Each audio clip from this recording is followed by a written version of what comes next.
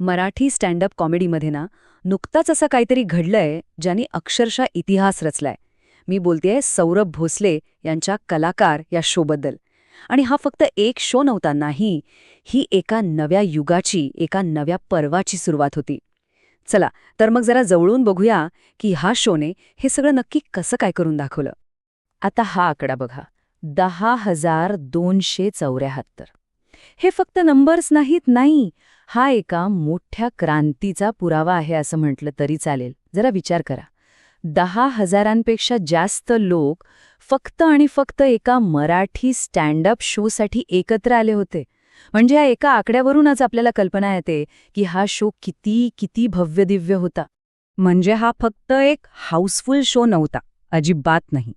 हा तर मराठी स्टँडअप कॉमेडीच्या इतिहासातला एक मैलाचा दगड आहे.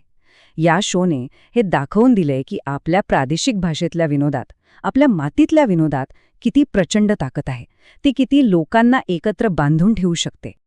पण प्रश्न हा आहे की इतके सगळे लोक या शोकडे खिचले का गेले? याचं उत्तर आहे एका अशा विषयात जो आपल्या सगळ्यांचा आयुष्याचा भाग आहे.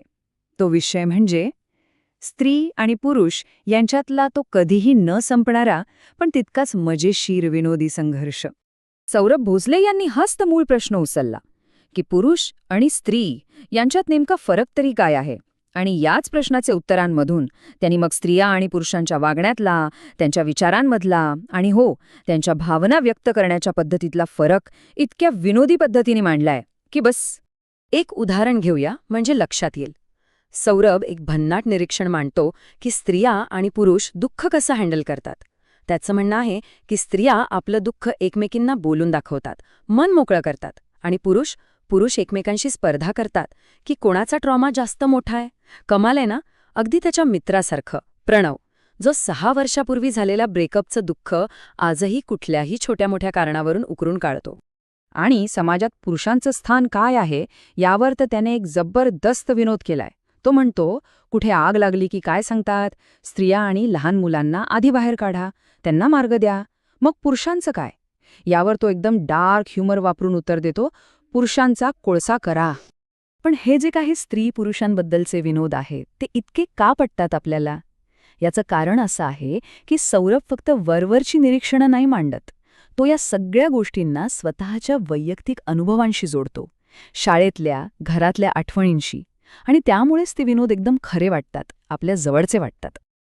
आता आठवून बघा, आपल्या सगळ्यांच्या शाळेत असे एकतरी सर होतेच ज्यांची आठवण आली की आजही भीती आणि हसू दोन्ही एकत्र येतं, बरोबर ना? सौरभ त्याच्या खाडे सरांचा किस्सा सांगतो आणि नेमक्या त्याच आपल्या जुन्या, थोड्या भीतीदायक पण आता नॉस्टॅल्जिक झालेल्या आठवणींना हात घालतो. त्या आठवणी ज्या आता फक्त हसायला लावतात. इथे तर सौरभ थेट समाजाच्या दुखऱ्या नसेवर बोट ठेवतो. विचार करा, एकच परिस्थिती, 23 वर्षांची मुलगी आणि 23 वर्षांचा मुलगा, दोघांकडेही नोकरी नाहीये. पण समाज आणि घरचे त्यांच्याशी कसं वागतात यात जमीन आसमानाचा फरक आहे. आणि हाच फरक तो या उदाहरणातून एकदम स्पष्टपणे आपल्यासमोर ठेवतो. पण या सगळ्या विनोदी निरीक्षणांच्याही पुढे जाऊन या शोच्या अगदी केंद्रस्थानी एक गोष्ट आहे.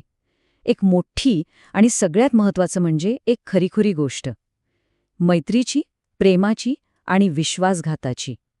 ही गोष्ट आहे त्याच्या मित्राची, पण्याची. आणि ही गोष्टच या शोला एका वेगळ्याच उंचीवर नेऊन ठेवते. तर ही गोष्ट आहे सौरभचा मित्र प्रणव, ज्याला तो लाडाने पण्या म्हणतो, त्याच्याबद्दलची. घडतं असं की पण्याची गर्लफ्रेंड त्याचा विश्वासघात करते हे सौरभला कळतं आणि इथूनच एका खऱ्या आयुष्यातल्या मोठ्या नाट्याची सुरुवात होते. आणि ही गोष्ट म्हणजे एखाद्या सिनेमाच्या स्क्रिप्टसारखी पुढे सरकते. आधी सौरभला संशय येतो, तो पण्याला सांगतो, पण पण्या विश्वासच ठेवत नाही. उलट तो सौरभला सोशल मीडियावर ब्लॉक करतो. मग काय, सौरभ तब्बल 20 मित्रांना गोळा करतो आणि त्या दोघांना एका धबधब्यावर रंगेहात पकडतो. हे सगळं नाट्य मैत्रीच्या नात्याची तीव्रता दाखवून जातं. आणि या सगळ्या धम्माल विनोदी मांडणीच्या खाली एक खूप भावनिक तळ आहे. सौरभ म्हणतो की त्या क्षणी त्याचं स्वतःचं मन तुटलं होतं, पण त्याचा मित्र पण्या आधी हसायला लागला आणि मग ढसाढसा रडायला लागला. आणि हेच ते वाक्य आहे जिथे या गोष्टीचा खरा भावनिक गाभा आपल्यासमोर येतो. आपल्या मित्राला एका मुलीसाठी असं रडताना पाहणं यापेक्षा वेदनादायी काहीच नाही.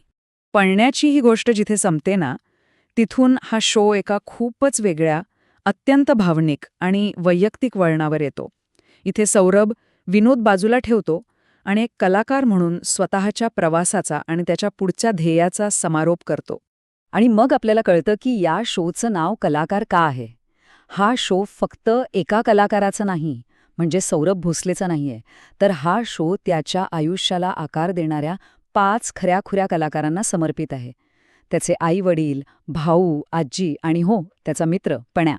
या एका क्षणी हा संपूर्ण शो एका वेगळ्याच भावनिक उंचीवर पोहोचतो. आणि मग येतो तो शेवटचा सगळ्यात मोठा क्षण, जिथे सौरभ एक अशी घोषणा करतो जी ऐकायला धाडसी किंबहुना अशक्य वाटते. तो म्हणतो, 2030 मध्ये तुम्ही सौरभ भोसलेला मॅडिसन स्क्वेअर गार्डनमध्ये परफॉर्म करताना पाहाल. हे फक्त एक वाक्य नाहीये. ही आहे मराठी कॉमेडीला आपल्या गल्लीतून थेट न्यूयॉर्कच्या ग्लोबल स्टेजवर नेण्याची प्रचंड मोठी महत्वाकांक्षा. तर सौरभ भोसलेच्या या ऐतिहासिक यशानंतर एक खूप मोठा प्रश्न आपल्यासमोर उभा राहतो, की आपली प्रादेशिक कला, आपली मराठी कला खरंच जागतिक मंच काबीज करू शकते का? याचं उत्तर तर आपल्याला भविष्यातच मिळेल, पण कलाकार या शोने ती शक्यता मात्र नक्कीच निर्माण केली आहे. हा एक असा प्रश्न आहे जो आपल्याला विचार करायला भाग पाडतो.